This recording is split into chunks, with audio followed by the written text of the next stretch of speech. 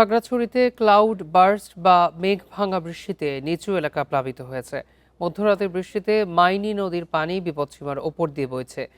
এ বিষয়ে আরও জানাতে খাগড়াছড়ি থেকে যুক্ত হচ্ছেন আমাদের সহকর্মী সমীর মল্লিক। সমীর, ক্লাউড বার্স্ট বা মেঘ ভাঙা বৃষ্টিতে সৃষ্ট জলাবদ্ধতার সর্বশেষ তথ্য আমাদের জানাবেন।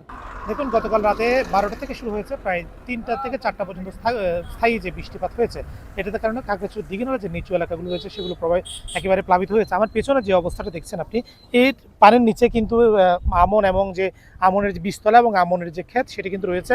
অর্থাৎ গতকালকে কিন্তু এখানকার অবস্থা একেবারে স্বাভাবিক ছিল, কিন্তু রাতের যে বৃষ্টিপাত অর্থাৎ প্রায় 103 মিলিমিটার বৃষ্টি, যেটাই বলা হচ্ছে এই মৌসুমে সবচেয়ে বেশি বৃষ্টি হয়েছে, সেটির কারণে কিন্তু এখানকার যে দিঘিনালা যে নিচু এলাকাগুলো রয়েছে সেগুলো প্লাবিত হয়েছে। এবং মেরুং এলাকায় আমরা যেটা দেখেছি, বা কবাখালী বা বলখালী যে অংশটা রয়েছে, সেখানে কিন্তু পানির অবস্থা বেড়েছে। আমরা দেখেছি কিছুক্ষণ আগেও কিন্তু এই সড়কটি কিন্তু পানিতে ডুবা ছিল। সড়কের প্রায় 1 থেকে 2 ফুট উপর দিয়ে পানি কিন্তু প্রবাহিত হয়েছে। এখন আমরা যে অবস্থা দেখছি, সড়ক থেকে পানি নেমে গেছে, কিন্তু এই অংশের যে নিচু এলাকাগুলো রয়েছে এগুলো কিন্তু আমনের ক্ষেত, যেগুলো আমরা এখন পানির নিচে দেখতে পাচ্ছি, এবং দূরে যে সড়কগুলো রয়েছে সেগুলো কিন্তু ডুবে গেছে। অর্থাৎ বলা যায় যে গতকালকের পরিস্থিতির কারণে এক ধরনের একটা আসলে বিপর্যস্ত অবস্থা তৈরি হয়েছে, যেটা আসলে কেউ প্রত্যাশা করেনি।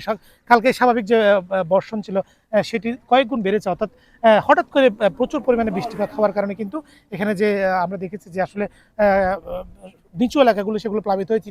অনেকগুলো ঘরবাড়িতে আসলে ভোর 4টা থেকে 5টার মধ্যে কিন্তু পানি ঢুকতে শুরু করেছে, এবং তারা রাতে যারা ঘুমিয়ে গেছিলো তারা আসলে ভোরবেলা উঠে অনেকে বিস্মিত হয়ে গেছে, আসলে ঘরের মধ্যে পানি ঢুকে গেছে। এরকম প্রায় 300 থেকে 400 পরিবার ইতিমধ্যে প্লাবিত হওয়ার আমরা খবর পেয়েছি।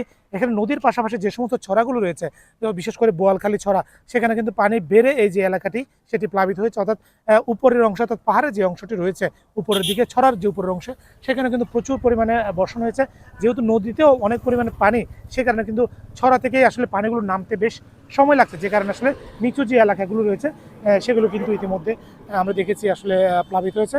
এবং এই পরিস্থিতির উন্নতি হতে বেশ সময় লাগবে, কারণ এখন পর্যন্ত আমরা যেটি দেখছি যে এখানে আসলে জলপথের একটা স্থায়ী রূপ নিয়েছে, এবং এটি আজকে সারাদিন হয়তো পানি কমতে সময় লাগতে পারে। একটা বিষয় আপনাকে জানিয়ে রাখি, খাগড়াছড়ি দিঘিনালা সড়কে যে সব পাহাড় ধস হয়েছে, সেটি যান চলাচল প্রায় 2 ঘন্টা বন্ধ থাকার পরে এখন কিছুটা স্বাভাবিক হয়েছে বলে সড়ক ও জনপথ বিভাগের নির্বাহী যে প্রকৌশলী সৌম্য তালুকদার কিছুক্ষণ আগে আমাদেরকে নিশ্চিত করেছেন। অর্থাৎ এখন যান চলাচল করতে পারছে একটি অংশে। এখনও কিন্তু পুরোপুরি যে মাটি সরানোর কাজ সেটি পুরোপুরি শেষ না হলেও যে সড়কে যে যান চলাচল সেটি একভাবে চলছে, কিছুটা ব্যাহত হচ্ছে।